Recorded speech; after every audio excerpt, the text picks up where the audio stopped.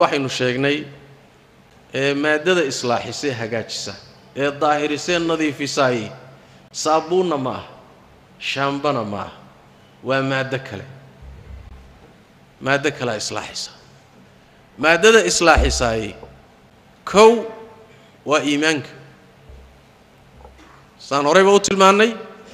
waa maadatu xayaati alqulub qalbigu inay noloyba gashaba iyo hagaagiisa ugu horeeya iimaankay ka bilaabata iimaan saliima iyo caqiido saxiixa iyo adoonku inuu rabbigii keligii ku xidhmo rabbi tabaaraka wa tacaala xuquuqdiisa inuu garto tiirarkii waaweynaaye iimaanka la yimaado markuu toosiyo iimaanku u hagaago halkaasaa salaaxa qalbigu ka bilowda iimaanka qalbiga ku jira haddana si kala xoog badan oo sida madhabku ahlu sunna wal jamaa uu yahay al-iimaanu yaziidu bit-taa'a wa yanqusu bil-ma'siyah wa ahluhu yatafaadaluna fihi iimaanka dadku waa ku kala sareeyaan oo midba iimaankiisu tacbaan yahay midba iimaankiisu dhaawac yahay midba iimaankiisu dhaxdhaxaad yahay midba iimaankiisu dhameystiray oo meel fiican maraya wala kala gedisan maratib way dadku marka iimaanka la fiiriyo isku mid ma saas daradeed uu nabigeenu tilmaamay salawaatu rabbi wa salaamu alayhi xadiidka xaakim uu soo saaray waa xadiid xasana nabigeenu sallallahu alayhi wasallam uu leeyahay inna al-iimana la yakhlaqu fi jawfi ahadikum kama yakhlaqu ath-thawb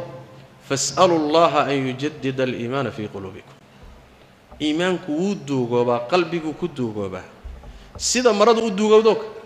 marada markaad muddo qabto soo ma duugoobayso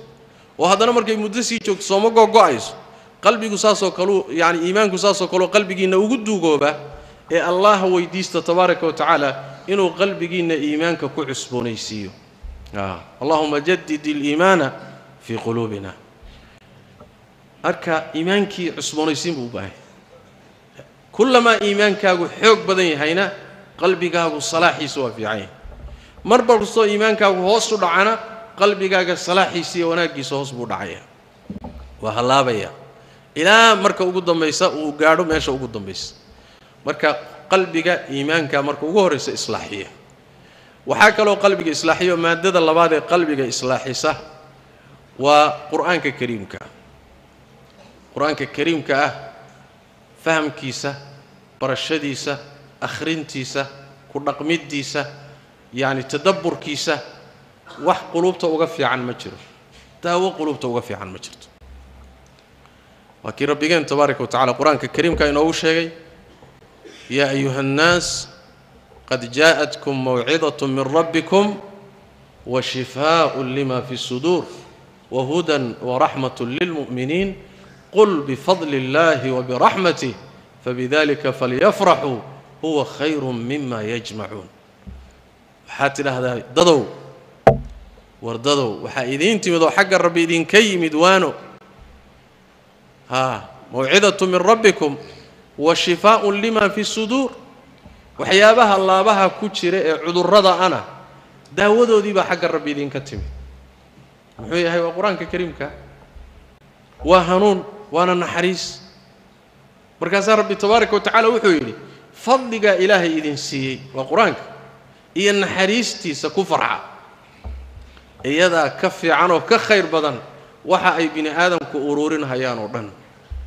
yaani kursiga iyo jagada iyo xoolaha iyo hantida iyo caruurta iyo naftaada iyo wax kasto agtaada qaali ku ah waxa ka qiimo badan ilaahay tabaaraka wa tacaala quraankaas oo uu ku waafajiyo oo ku siiyo shifihiisa iyo daawadiisa marka shifaa lima fi sudur wax ka daawo badan quraanka qulubta maxaa yeelay ilaahay hadalkiisa tabaaraka wa tacaala ودواء القلوب واحد ربي هذا الكيسوي تبارك وتعالى قل إن ضللت فإنما أضل على نفسي وإن اهتديت فبما يوحي إلي ربي نبي محمد بن صالح صلوات ربي وسلامه عليه هذان هانون كان هانون السبب تسوى وحي قوم سكر الله ما هانون كرزما هانون كقلوب توا وحي قوم أنبياء قلوب توا إلهي وحكوها هانوني وكوها جتوا وحي انت كسو هدينا قلوبتooda waxa lagu islaaxinay waa waxiga waa quraanka kariimka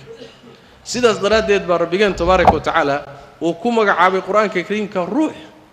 روح لأنه يحيي الأرواح يحيي الله به القلوب تبارك وتعالى مركا قرآنكو وداود أقوم مثلا لكن قرما قرآنك داود ساد قاري كرتا قرآنك مركز معني سفانت قرآنك يسا مركز معني سفانت أو تدبرته أو طوحده أو أدقاده مرادك ربك وكلها قرآنك ها دنت اللي قال لي مع قرآنك وأنا مقصودك أوين إلهي قرآنك وسود الشيوي تبارك وتعالى يعني التلاوة إيو hawlahan kala dhan waxa ka horeeyo horta in la fahmo sida rabbigeen tabaaraka wa taala quraanka ugu yiri kitaabun anzalnahu ilayka mubarakun liyadabbaru ayatihi waliyatadhakkaru ulul albab maxaa loo soo dejiyay waa kitaab baraka badan khayr badan meeshu gal waa barakaysanta magaaladu gal waa barakaysanta mujtamacu gal waa barakaysanta gurigu gal waa barakaysan mubaarak waa maxaa loo soo dejiyay liyadabbaru ayatihi inay aayadihiisa u fiirsadaan inay macnaha ku jira la soo baxaan asraarta inay dhuuxaan oo helaan markay helaana waliyatadhakkara ulul albab in lagu dhaqmadee marka in lagu dhaqmo maxaa ka horeeya in macnaha la fahmo sidaas daradeed waa asxaabu rasuulillaah sallallahu alayhi wasallam quraanka ayagoo carabi u luqadoodu tahay nabi maxamedna dhex jooga salawaatu rabbi wasalaamu alayhi luqadii waxyiguna ay luqadoodii tahay waliba luqatu quraysh ay tahay ayaa hadana maca dalika markay nabiga sallallahu alayhi wasallam quraanka ka baranayaan waxay uga baran jireen qaabkan inaga u barana qaabka gadis atharka abu abdurrahman as-sulami daarimi waa soo saaray bisnadin hasan wuxuu leeyahay abu abdurrahman as-sulami waa ninkii taabiciga حدثنا الذين كانوا يقرؤوننا القرآن عثمان وابن مسعود وحنا ورميود رجي قرآن كان بري الصحابة دها سيد عثمان بن عفان يا عبد الله المسعود رجي لم يتكع وعينوش هيجين إن النبي صلى الله عليه وسلم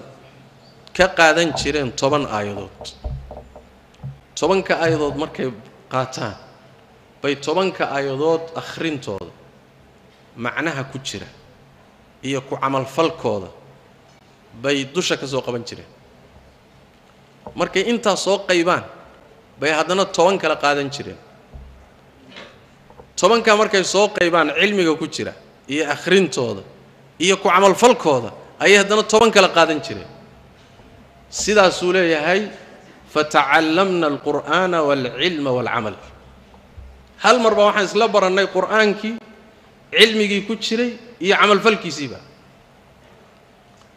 وكفي صحيح البخاري أي كتب أثر كعبد الله بن عمر رضي الله تعالى عنه وارضاه سديت سنة أي سورة البقرة برني سديت سنة سورة البقرة ودحفدي وسورة البقرة عبد الله بن عمر محوك دحق بناه عبد الله بن عمر مدمين به هذا الحد مدمين به لا حاشا حاشا كان من أعلم الصحابة ومن أحفظ الصحابة رضوان الله عليه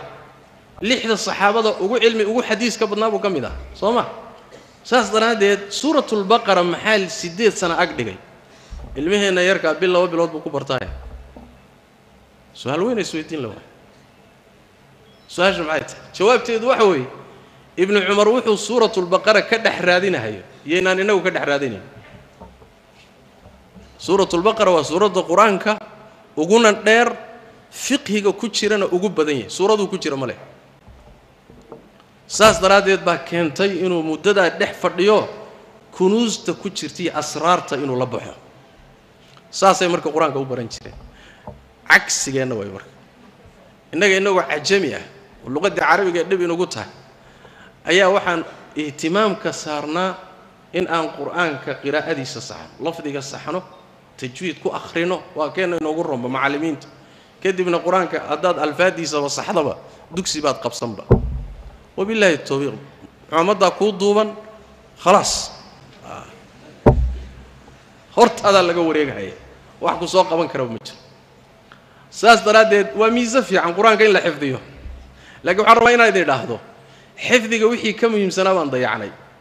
في صحيح البخاري ومسلم وحا كسوغان صحابة رضوان الله عليهم رجع قرآن كحفظ السنفر كتيرس بها لم يجمع القرآن إلا 4 رجع 4 قرآن